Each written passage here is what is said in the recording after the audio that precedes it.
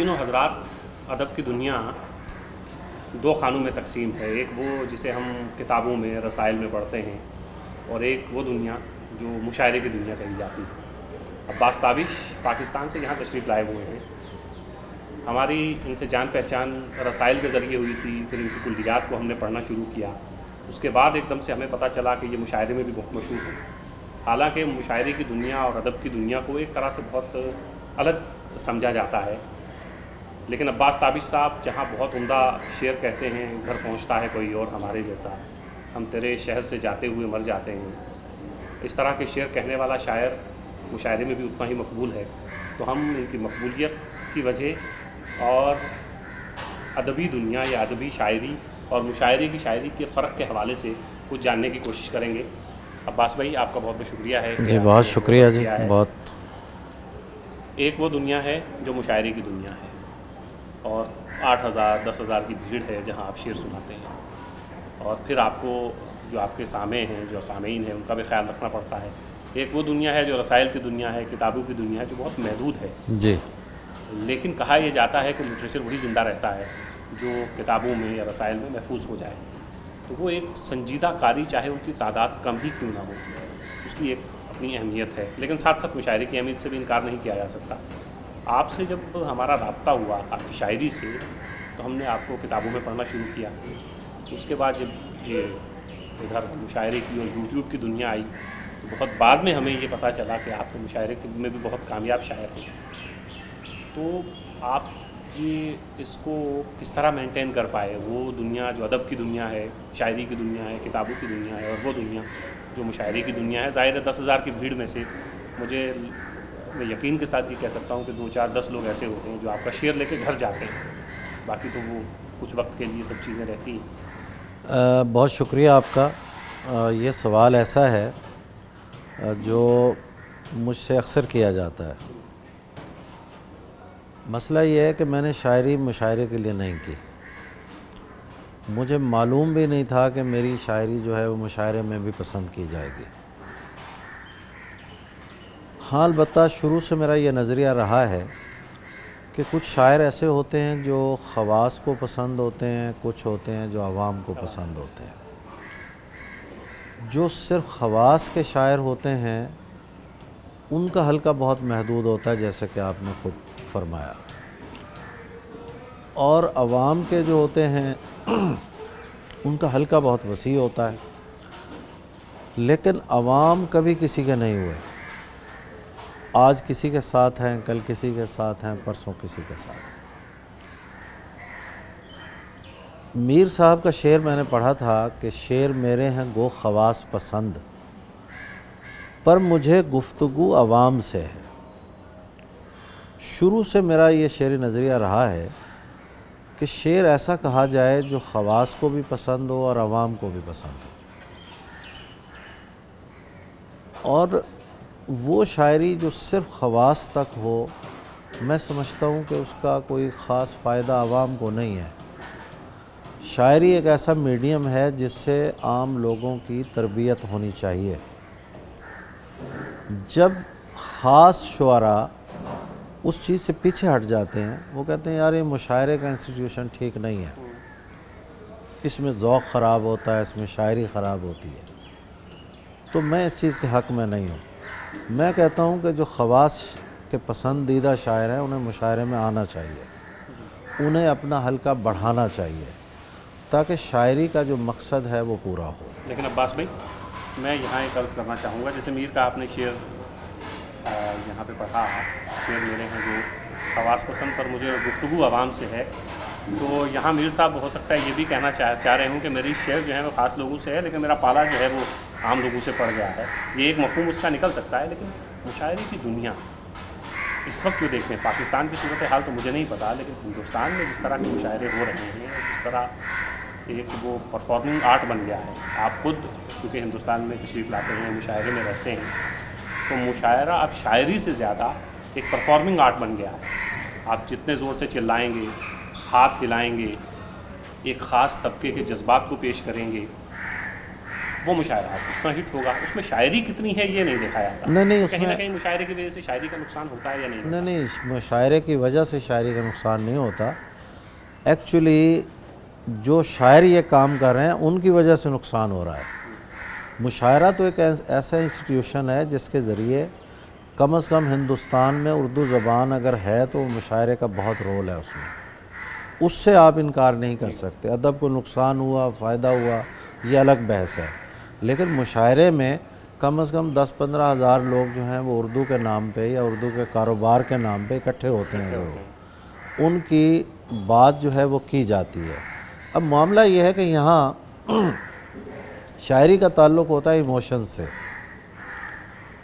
Emotions کی بجائے اب مشاعرے میں ایموشنل بلیک میلنگ شروع ہو گئی ہے کہ ایک ایشو ہے اس پہ شعر کہے جا رہے ہیں. وہ شاعری نہیں، وہ ورسیفیکیشن. بابری مسجد کے بعد کچھ اور نہیں گرے گا تب تک بابری مسجد کو کیش کیا جائے. دیکھیے بات یہ ہے کہ جو ہنگامی موضوعات ہوتے ہیں ان پہ لکھنا چاہیے.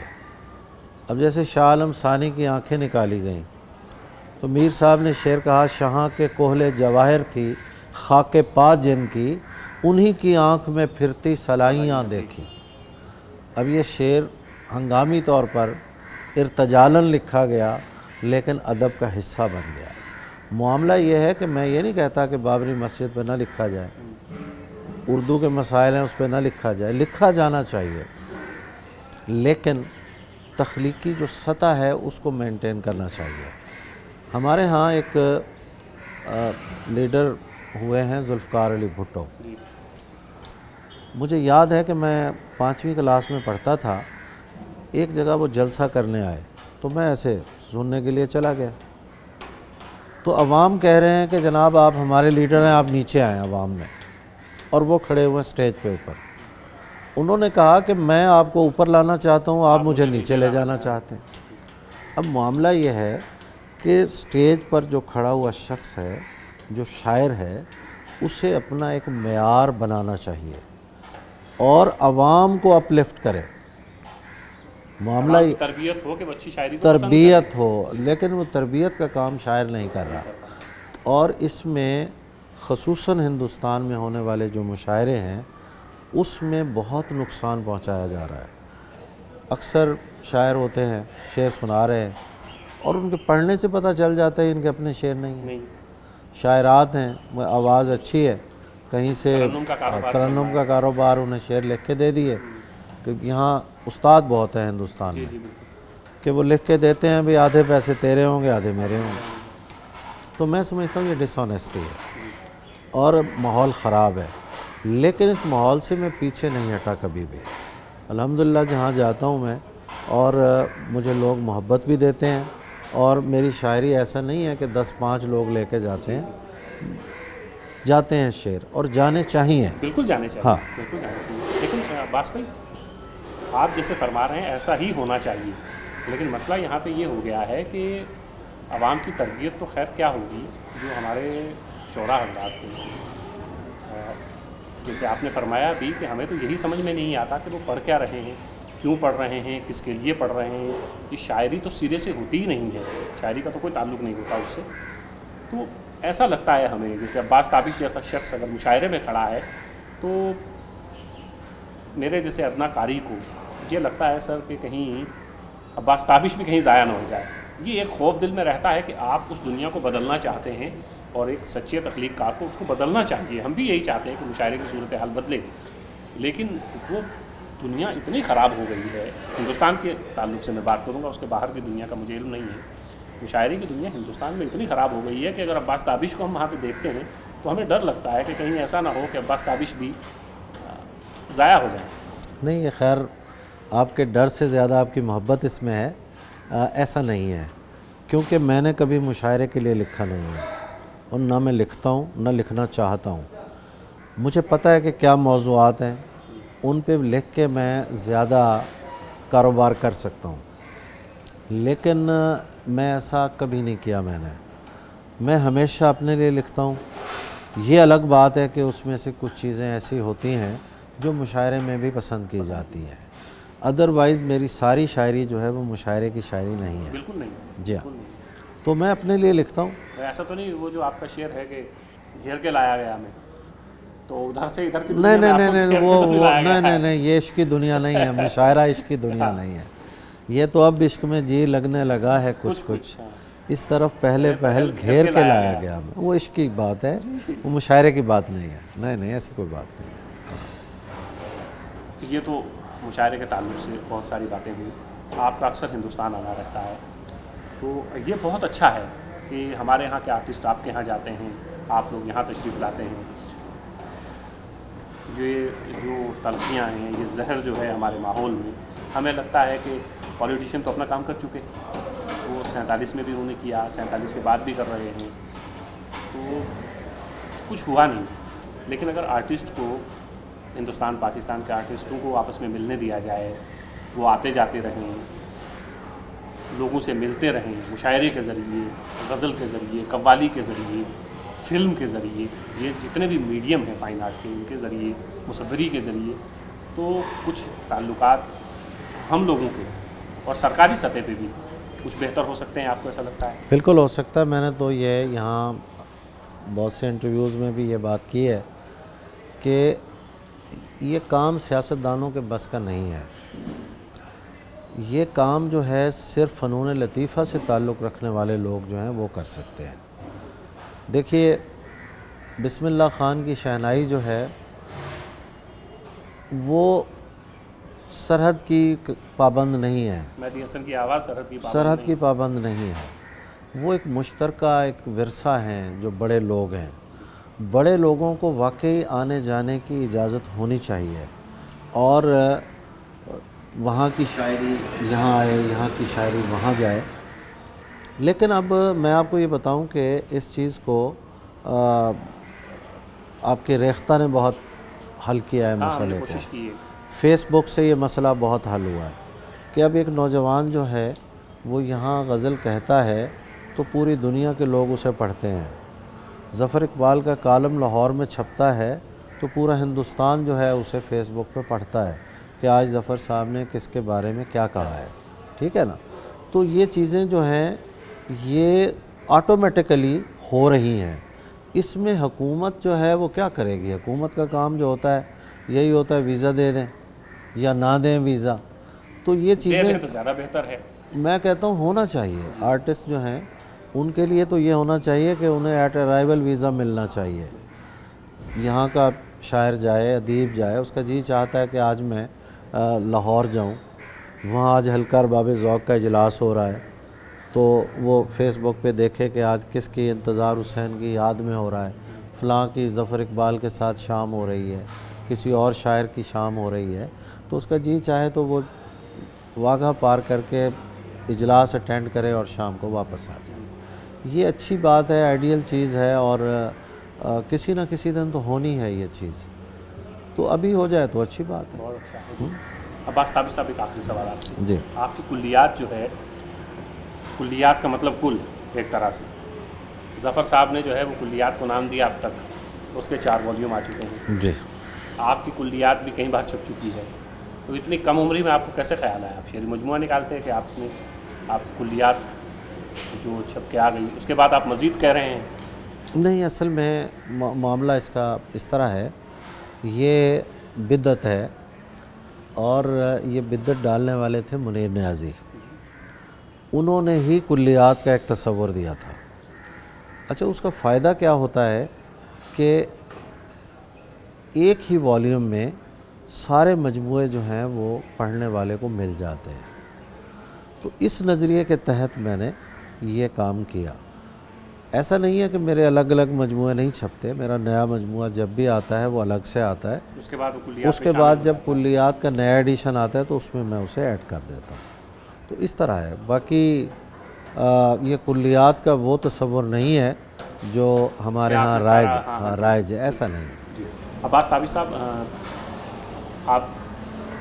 ہم چاہیں گے کہ آپ ہندوستان آتے رہیں اور کچھ مشاعرے کی دنیا کو، باقی دنیا تو تقریباً ٹھیک چل رہی ہے، اس دنیا کو کچھ بدلنے کی کوشش کریں گے، کیونکہ آپ ہماری امید ہیں کہ اس دنیا میں جب ہم دیکھتے ہیں تو مودیوں کے گننے والے 1-2 نام ایسے ہیں جو خواص میں بھی اسی طرح پسند کیے جاتے ہیں جیسے عوام میں ہیں.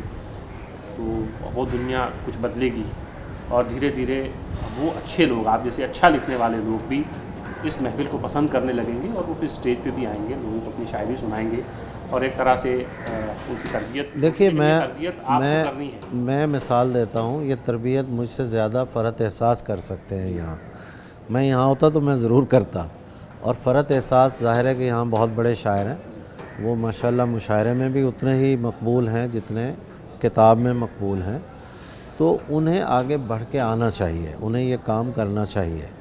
تو یہ اکیلے آدمی کا کام نہیں ہوتا، مل جل کے ہوتا ہے، اور جو اچھے شاعر ہیں انہیں چاہیے کہ وہ مشاعرے کو ایوائڈ نہ کریں۔ بہت سے لوگ میں دیکھتا ہوں ایسا کہ وہ شروع سے ہی ایوائڈ کرتے ہیں کہ مشاعرہ جو ہے وہ شاعری کو خراب کر دے گا۔ بھئی میر صاحب نے بھی مشاعرے پڑھے، غالب پڑھتے رہے ہیں، ٹھیک ہے، بڑے شاعر سارے مشاعرے پڑھتے رہے ہیں، تو ان کی شاعری کہاں خراب ہو گئی؟ خراب جو ہوتا ہے وہ آدمی اپنے آپ کو خود کرتا ہے، باہر کا ماحول اس کو خراب نہیں کرتا۔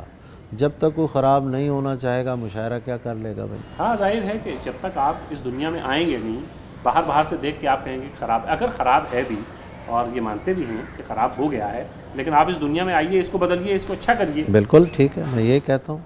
یہاں کئی لوگوں سے میرا مکالمہ ہوا، وہ کہتے ہیں جی ہم مشاعرے میں نہیں جاتے، مشاعرہ خراب ہے۔ بھائی آپ ٹھیک ہیں نا، کہتے ہیں ہم ٹھیک ہیں، تو آئیں آگے بڑھیں، آپ اسے ٹھیک کریں۔ اگر یہاں کوئی لوگ پرفارمرز کو سن رہے ہیں تو آپ اپنا کردار کیوں نہیں ادا کرتے؟ یہی ہوگا نا، مشاعرے میں اتنی داد نہیں ملے گی، لیکن مشاعرے میں آئیے تو صحیح، لوگوں کو پتہ تو چلے کہ یار کردار تو کریں۔ تو کردار جو ہے وہ سب کو ادا کرنا چاہیے، باقی غلط کہہ کے مشاعرہ اور زیادہ غلط ہوگا، یہ ٹھیک نہیں ہوگا۔ دیکھیے تنقید کرنا بڑا آسان کام ہے، اور اس کی اصلاح کرنا مشکل کام ہے، تو اصلاح کرنی چاہیے، سب کو اپنا کردار ادا کرنا چاہیے۔ تیری روح میں سناٹا ہے اور میری آواز میں چپ، تیری روح میں سناٹا ہے اور میری آواز میں چپ، تو اپنے انداز میں چپ ہے، میں اپنے انداز میں چپ۔ یہ تھے عباس تابش جی۔ عباس جی آپ کا بہت بہت شکریہ، بہت مہربانی، آپ سے مزید ہم جب آپ تشریف لائیں گے تو دوبارہ بات کریں گے۔ بہت شکریہ، آپ کا بہت بہت مہربانی، بہت